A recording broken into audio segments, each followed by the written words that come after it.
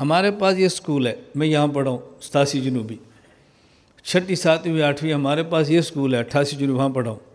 ہمارے ایک استاد تو بیٹھے ہوئے سائی ظفر صاحب بیٹھے ہوئے، ہمارے تو علاقے کے استاد ہیں، تو میں تو بہت خوش ہوں تو ہمارے استاد آئے، سائی جی اپنی سیٹ پہ آیا کرو۔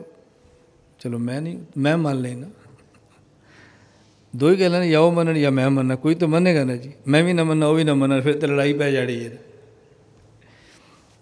میں یہ بات اپنے استادوں کی وجہ سے نہیں کہہ رہا، میں آپ کو کہہ رہا ہوں، زندگی کا اصول بنا لیں کہ میزبان کی بات کا کبھی انکار نہ کریں، زندگی کا اصول بنا لیں۔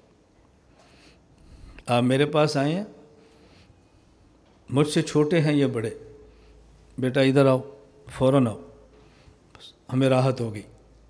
اس زندگی کا اصول بنا لیں کہ میزبان کی بات کا انکار نہ کریں، اس پر عمل کر کے دیکھ۔